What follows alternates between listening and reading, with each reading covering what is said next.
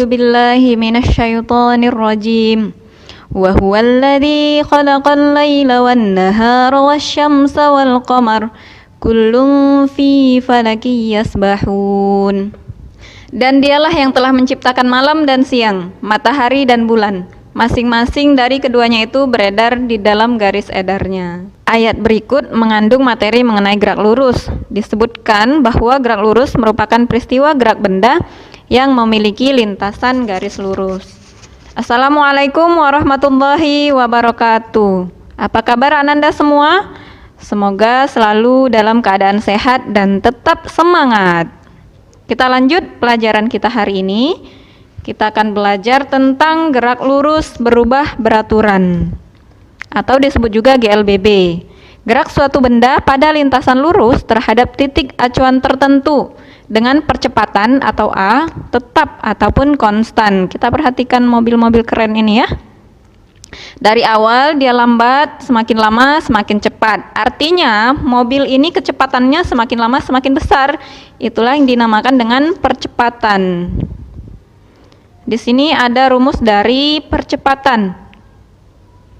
A sama dengan delta V per delta T.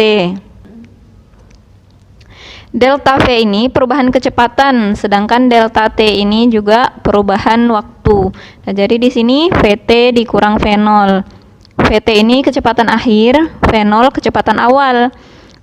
Sedangkan waktu dia sama, T akhir dan T awal dia itu sama. Jadi di sini dituliskan T saja. Nah, kita tulis lagi VT dikurang V0 dibagi T. Dapat dia rumus seperti ini. VT kurang V0 sama dengan AT. Ini rumus akhirnya untuk mencari kecepatan pada GLBB. VT sama dengan V0 tambah A dikali T. Ini untuk mencari kecepatan. Kalau untuk mencari percepatan, kita menggunakan rumus ini. Nah, untuk mencari jarak, kita menggunakan rumus ini. S sama dengan V0T tambah setengah A dikali T kuadrat. Berikut keterangannya. S ini jarak, satuannya meter.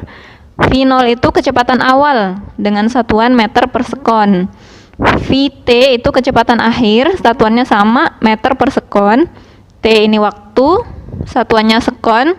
Dan A percepatan, satuannya meter per sekon kuadrat. Pada GLBB ada dua jenis percepatan.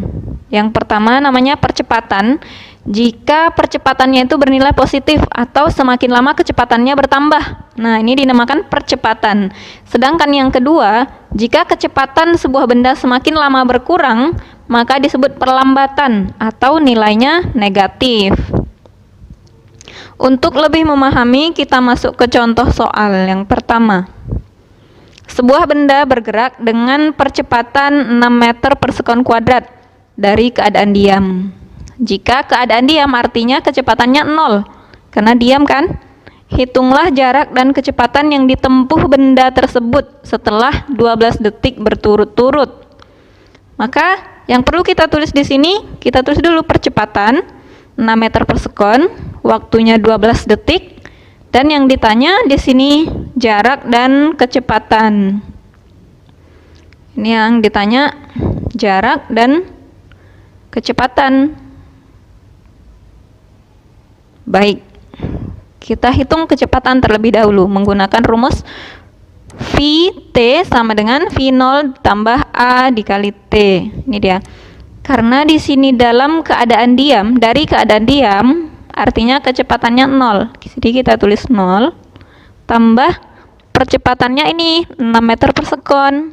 Maka di sini kita tulis 6 meter per sekon kuadrat dikali 12 sekon, ini ya, 12 detik. Maka 6 dikali 12 sama dengan 72 meter per sekon. Nah, jadi ini kuadrat yang ini dengan sekon yang ini bisa kita coret. Sisa satuannya itu meter per sekon. Kemudian kita hitung jarak menggunakan rumus yang ini tadi. S sama dengan V0T ditambah setengah A dikali T kuadrat.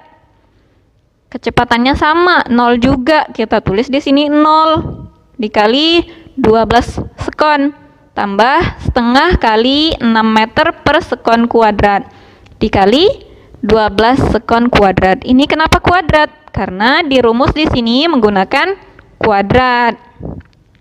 0 dikali 12 sama dengan 0 ya. Jadi kita tulis di sini tetap 0.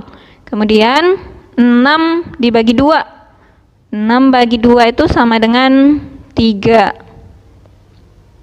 12 dikali 12 sama dengan 144. Nah, jadi 3 dikali 144 sama dengan 432. Jadi, jarak yang ditempuh benda tersebut sebesar 432 meter. Ada contoh soal yang kedua nih. Oke, sebuah bus melaju dengan kecepatan 72 km per jam. Kemudian bus ini dipercepat dengan percepatan 3 meter per sekon kuadrat. Berapakah jarak dan kecepatan yang ditempuh selama 40 detik setelah bus dipercepat? Oke, kita tulis di sini percepatan. Ini ya, percepatan 3 meter per sekon kuadrat. Kita tulis di sini. Kemudian kecepatan awal. Nah, ini melaju dengan kecepatan. Artinya bus tersebut memiliki kecepatan awal yaitu 72 km per jam. Ini harus kita rubah dulu menjadi meter per sekon. Caranya gimana? Kilometer ini kita rubah ke meter, jam kita rubah ke detik. Jadi 72 km jika dirubah ke meter sama dengan 72 meter. 1 jam jika dirubah ke detik menjadi 3.600 detik. Nah, 72.000 dibagi 3.600 sama dengan 20 meter per sekon. Oke, kita tulis lagi. Waktu, di sini waktu 40 detik. Kita tulis T sama dengan 40. Nah, yang ditanya jarak dan kecepatan. Baik, kita menggunakan rumus VT sama dengan V0 ditambah A dikali T. Karena tadi busnya memiliki kecepatan awal 20 meter per sekon, maka kita tulis di sini ditambah A 3 meter per sekon kuadrat dikali 40 sekon. Nah, sama dengan 3 kali 40 120. Ini S-nya bisa kita coret ya, habis. Jadi sisa satuannya itu meter per sekon. 3 kali 40 sama dengan 120. 120 ditambah 20 sama dengan 140 meter per sekon. Berikutnya kita hitung jarak atau S menggunakan rumus V0T tambah setengah AT kuadrat. Di sini kita tulis 20 meter per sekon kali 40 sekon.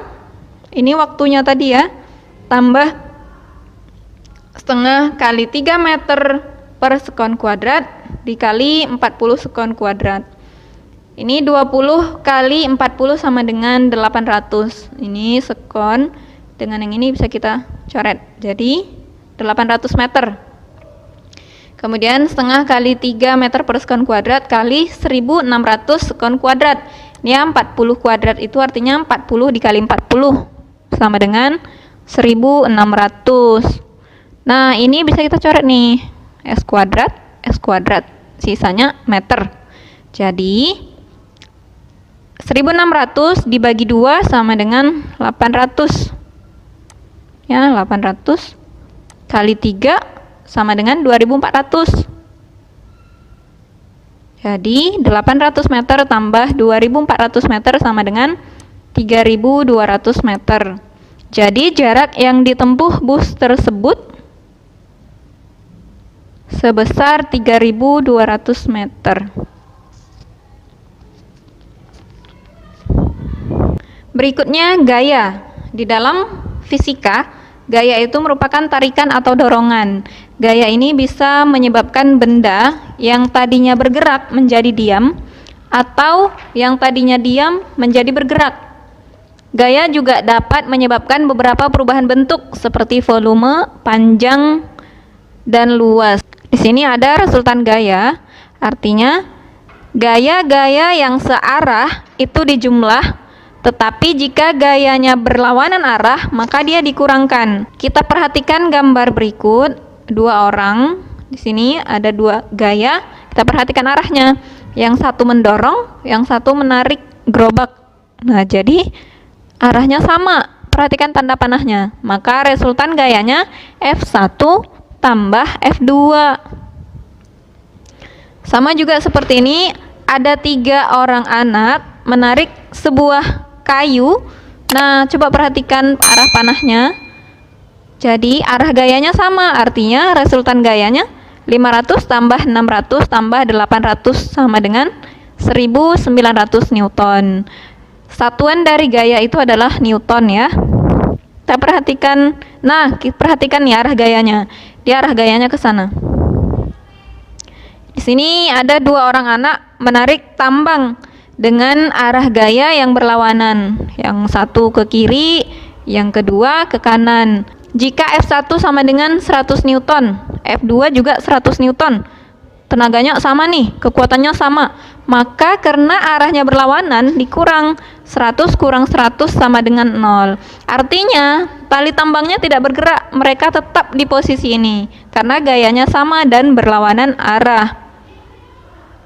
Nah, gambar berikutnya menarik tambang juga nih, tapi yang satu kekuatannya 210 Newton, yang satu lagi memberikan gaya 150 Newton. Maka resultan gayanya dikurang 210 Newton dikurang 150 Newton sama dengan 60 Newton. Arahnya kemana? Arahnya menuju orang yang paling besar memberikan gaya. Begitu ya. Kita lanjut. Gaya gesek. Gaya yang melawan gerak benda pada suatu permukaan. Besar dan kecilnya gaya gesek bergantung pada kekasaran permukaan kedua benda yang bergesekan. Jadi bergantung pada permukaan lemari dan lantai ini. Gaya gesek itu ada 2 jenis. Ada namanya gaya gesek statis. Dia ini bekerja pada benda selama benda tersebut masih diam. Jadi kalau bendanya diam nih, ini dinamakan gaya gesek statis. Yang kedua, ada namanya gaya gesek kinetis. Gaya gesek kinetis ini bekerja pada benda saat benda dalam keadaan bergerak seperti ini. Nah, jadi di sini yang terjadi gaya gesek kinetis. Ada beberapa cara untuk memperkecil gaya gesek. Bisa dengan memberikan bantalan udara. Ini contohnya pada kapal laut. Bisa juga dengan memberikan roda seperti ini. Atau bisa juga dengan memperlicin permukaan. Jadi di sini misalkan kita siram oli biar licin, gitu ya. Kita lanjut gaya berat. Berat merupakan salah satu bentuk gaya, yaitu gaya tarik bumi terhadap suatu benda. Berat itu satuannya Newton. Dengan rumus seperti ini, massa dikali percepatan gravitasi bumi. Nah, kalau kita untuk mencari massa, maka menggunakan rumus W per G. G itu percepatan gravitasi, satuannya meter per sekon kuadrat. W ini gaya berat, satuannya Newton. M ini massa benda, satuannya kilogram. Nah, besar percepatan gaya gravitasi itu bisa 10 meter per sekon kuadrat, atau sering juga kita jumpai 9,8 meter per sekon kuadrat. Jadi kalau di soal tuh tergantung ya, di soal dia menyebutkan 10 atau 9,8. Kita lanjut contoh soal berikut. Diketahui 2 buah benda bermassa 10 kg dan 15 kg berada pada tempat yang memiliki percepatan gravitasi 9,8 meter per sekon kuadrat. Tentukan gaya berat setiap benda. Nah, di sini ada 2 buah benda, 10 kg dan 15 kg. Kita mau mengetahui berapa berat bendanya. Jadi menggunakan rumus ini, M dikali G, massa dikali percepatan gravitasi. Jadi yang pertama itu 10 kali 9,8 sama dengan 98. 15 dikali 9,8 sama dengan 147 Newton. Ada nih soal kedua. Berat seorang astronot 650 Newton. Jika percepatan gravitasi bumi 9,8 meter per sekon kuadrat, tentukan massa astronot, berat astronot saat di bulan. Jika G bulan 1/6 kali G bumi. Kita cari yang A dulu. Menggunakan rumus M sama dengan W per G. Jadi 650 Newton dibagi 9,8 meter per sekon kuadrat sama dengan 66,32 kilogram. Newton ini sama dengan kilogram meter per sekon kuadrat. Itulah kenapa di sini bisa nih satuannya menjadi kilogram. Ini kan Newton sama dengan kilogram meter per sekon kuadrat. Jadi sekon kuadratnya kita coret, meternya kita coret, sisa satuannya kilogram, 66,32 kilogram. Inilah hasilnya. M sama dengan 66,32 kilogram. Sekarang kita hitung berat astronot saat di bulan. Karena katanya di soal gravitasi bulan itu 1/6 kali gravitasi bumi, jadi kita tulis di sini 1/6 gravitasi bumi. Maka 66,32 kg dikali 1/6 dikali 9,8 meter per sekon kuadrat. Oke, 9,8 bagi 6 sama dengan 1,63 meter per sekon kuadrat. Sama dengan 108,1 kg meter per sekon kuadrat. Jadi, berat astronot saat di bulan adalah 108,1 Newton. Baik, sekarang kamu punya tugas nih. Ada 1, 2, 3, 4 soal. Selamat mengerjakan. Assalamualaikum warahmatullahi wabarakatuh.